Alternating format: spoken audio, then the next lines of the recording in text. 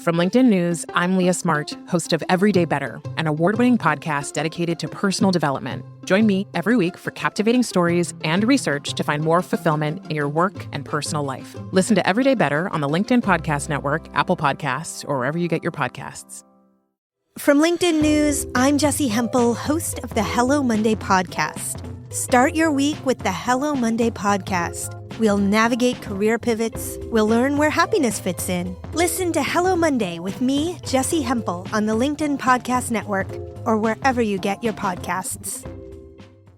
Hello, my friends, and welcome to a special episode of Negotiate Anything Premium. I'm Kwame Christian, of course, and I'm here to answer a great question from one of our premium subscribers named Genevieve. So shout out to Genevieve for being the first person to ask a question in Negotiate Anything Premium, and this one is so good.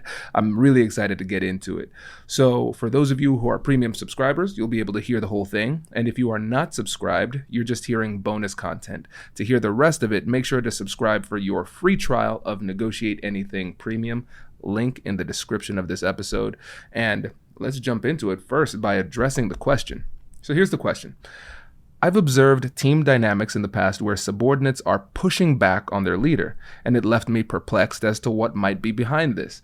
Leaders want fearless advice, but also expect faithful implementation. When the faithful implementation side is missing, it unbalances team function. Clearly, conflict is at play here. Do you have any insight into what might be the dynamic at the root of this, and what techniques could be used to restore a healthy dynamic? Incredible question, and there's so many different ways for us to address this.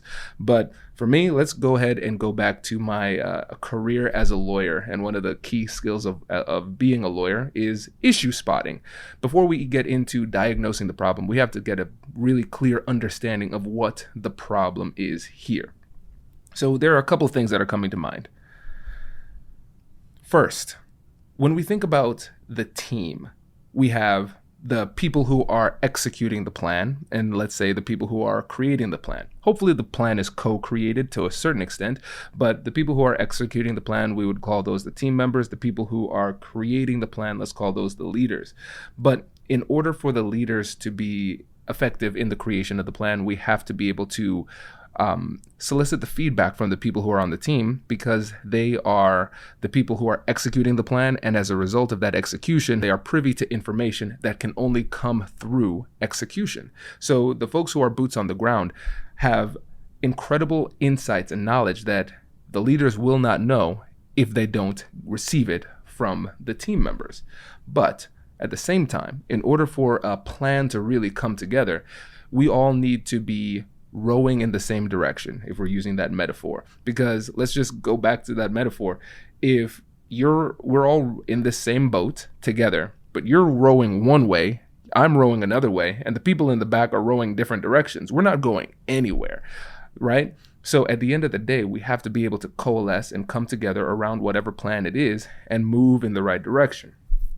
Now, we have to understand that there's going to be some friction at play as well.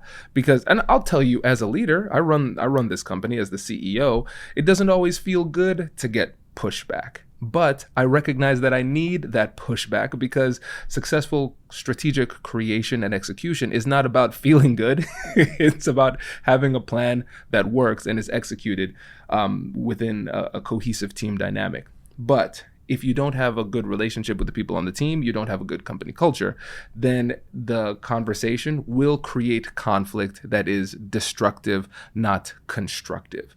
So where do we go from here? And now let's actually get into the solution part of this, because I want us to address this through three domains: mindset, skill set, and culture. So mindset. How do we think about this situation? Skill set. What do we actually need to do in this situation? And do we have the capacity and the skills required to do that thing? And then culture. Within our organization, have we established a healthy working culture that invites and tolerates such discussions so they can actually happen? We need all three in order for us to have a situation of constructive conflict, not destructive conflict. So now let's get into each of these elements. All right, I hope you enjoyed that snippet, and if you want to get more, make sure to get your free trial of Negotiate Anything Premium. Check out the link in the description to learn more.